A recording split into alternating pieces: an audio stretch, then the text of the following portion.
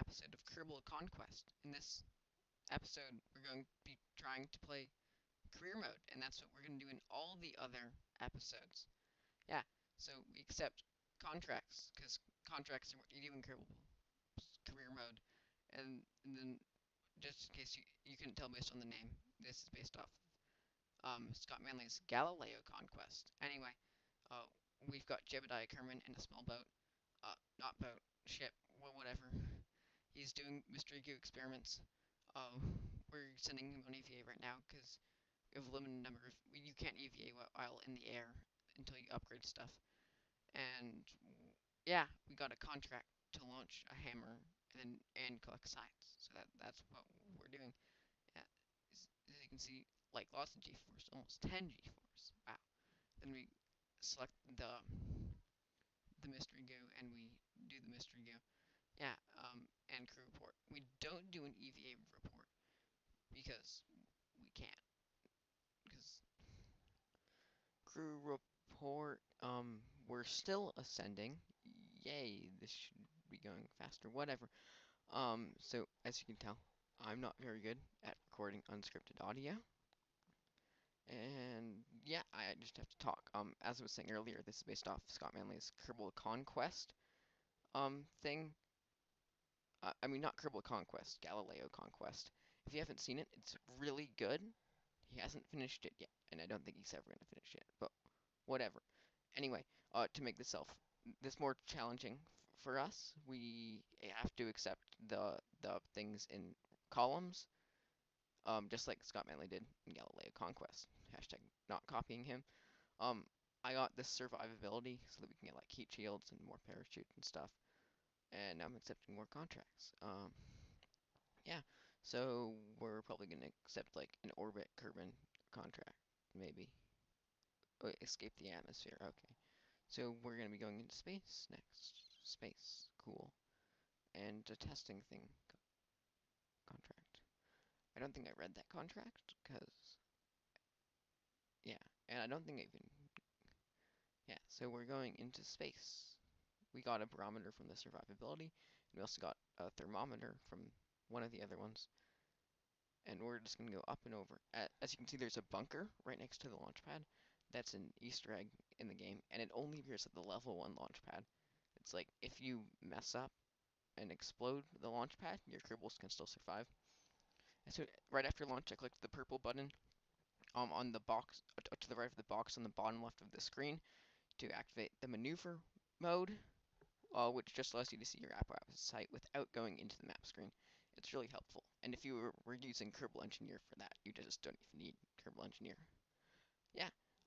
Even though I mentioned mod, I'm not actually using any mods in this game save. And yet again, we're using Jebediah so that we can use stability assist instead of Bob, because Bob's the scientist, right? Well, the scientist can't use stability assist. I forget the scientist's name. Um, this is a two-stage craft. The first stage uses a swivel engine. The second stage also uses a swivel engine. We are not using the Reliant engine because it doesn't have a gimbal, even though it has more thrust, and the swivel has plenty of thrust for this. So we're going over, because if we go back ballistic straight down, we're just going to burn up in the atmosphere. Well, we're not going to burn up. We're never going to have the ability to activate our parachute, and we're just going to crash. That happened to me several times, because I'm not very good at doing things on my first try. We have mystery goos so that we can use one in the atmosphere and one outside the atmosphere without having a scientist reset them. And stuff. The thermometer and the barometer can be reset without a scientist, which is cool. You just need the scientist to reset them. But you need to go on EVA to reset them, which is why we still have multiples of them, because we can't go on EVA. Because we don't have the correct level astronaut complex yet. As you can see, even though we got heat shields, we don't have a heat shield because you don't need a heat shield for re-entry from a suborbital trajectory. We're pointing slightly above retrograde on the nav ball right now, so that our capsule produces a little bit of lift during descent, so that we descend slower, which is good because we don't blow up. As you can see, we lost a thermometer on descent, which is kind of ironic because the heat killed the thing that's designed to measure heat. Shouldn't it have more heat resistance if it's designed to measure heat? But like, whatever, that's just a little bit of science. It was this thermometer, this experiment from the launch pad, and that was like 3 points of science. So, yeah. Most of this commentary is done with accelerating the videos. As you can see on the top left, it says 2 times speed. Sometimes it'll say 4 times speed, but we'll never go above 4 times speed. Yeah, need to talk about things. I should really script these. Anyway, we need to turn off. We just need to recover. We can't EVA. If you didn't know, you can't EVA while physical time warp is on because reasons. I don't know. It just happens that way. So we're resetting the experiments and recollecting the mystery goo, and so yeah. Oh, loading screen. Yay, so interesting. Just listen to my terrible voice talking. Science. We got lots of science so that we can get more stuff. We got more engines, the Reliant engine. Now we're gonna get basic science for the Miss Science Junior, I think, because it's the better one, so that we can get more science points, because science is good. This is us trying to upgrade the astronaut complex, as we obviously entered it accidentally, which is bad. And we're accepting new contracts, and we're gonna upgrade that too. Yeah, we upgraded it. We're just wasting money left and right. Good for us. We accepted like a ton of contracts. We didn't complete all of them, but whatever. This is our new rocket. As you can see, we also upgraded the launch pad so that we could have bigger rockets. We're just gonna send a probe into space so that we can test something in space, because that was a contract that we got. We're using the Stay Putnik probe, so we don't have any stability assist access, so we're just going to be going straight up and straight down. So we're obviously not going to be able to recover it, because if we even had parachutes, they would not deploy in time to save us from descent, and that's bad. So we're just going up, and up, and up. Um, it's like getting hot, yeah.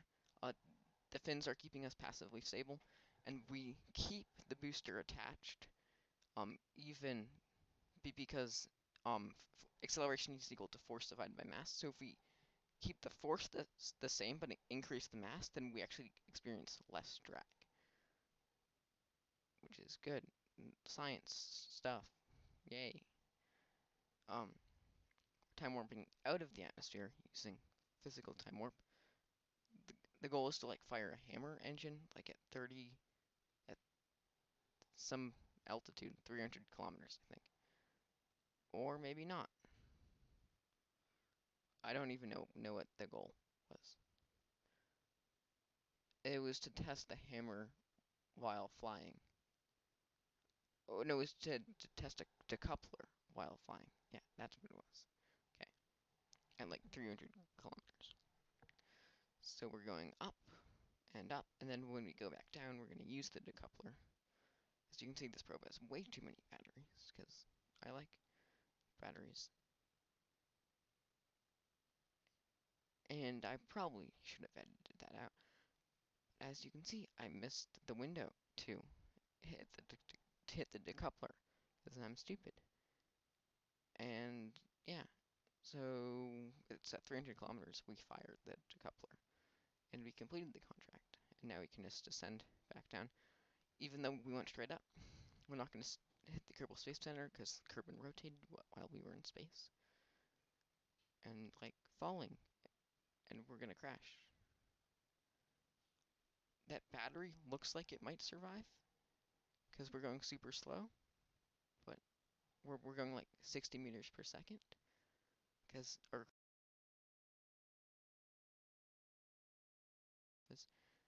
and the battery did not survive.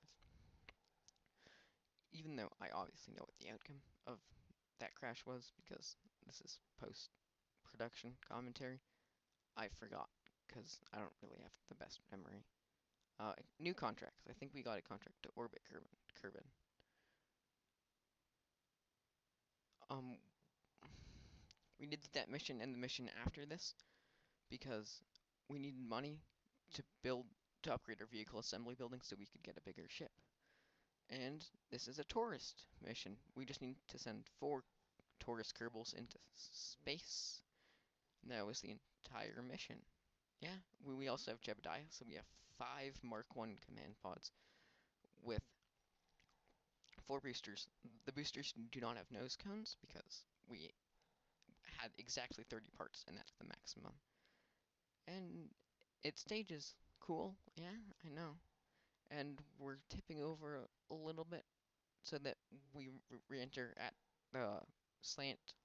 Like I said before, you want to re-enter at a slant because, yeah, so that you actually have time to fire your parachute before you just crashed into the ground. Um, and then that's all the solid rocket boosters burned out. Detach them now because we actually went higher than we wanted to. We want to increase drag. So we're coming back down. We're descending like this, like a surfboarder, kind of, to increase drag, maximize drag. See, look, it's hitting. The flames are hitting all of the cockpits, and like that's good. Well, at least until we lost control of the craft. See, we got like super slow, and I added way too many parachutes. We dropped to 2.4 meters per second, and like these craft can survive like a 10 meter per second touchdown. So I didn't know how many parachutes I needed. So 300 meters above the surface, descending. This is 16 times the speed because it's physical time or with the post-production video editing increase in speed, which is cool. Anyway, this is 2 times speed so that we can collect our contracts. More contracts. Do we even need more contracts? I don't know. We have 5 contracts and we're never going to beat them all. So yeah. We're hovering over the runway. Wow. I know. So interesting. Why are we doing that? I don't know. We just want to because we're boring people.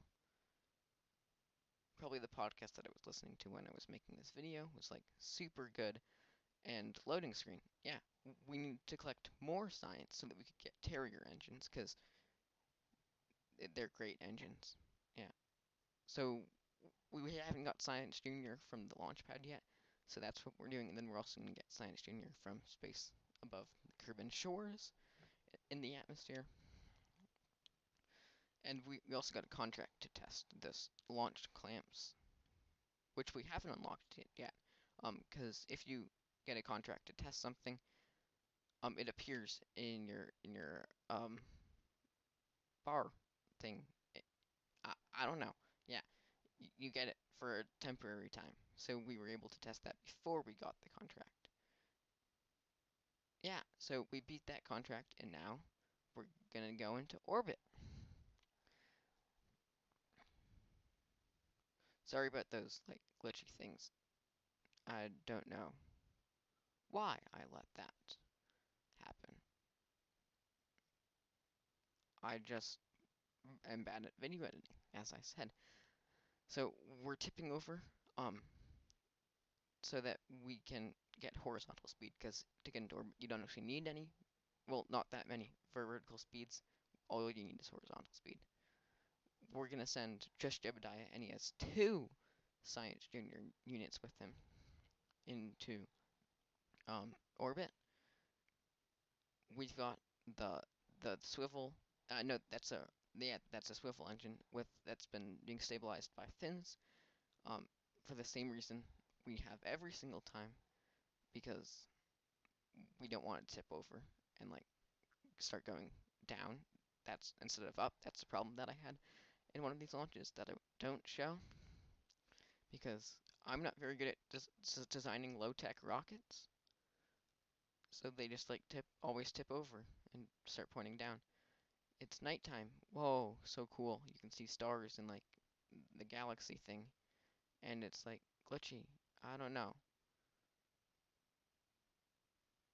Yeah. So we're 4 times speed.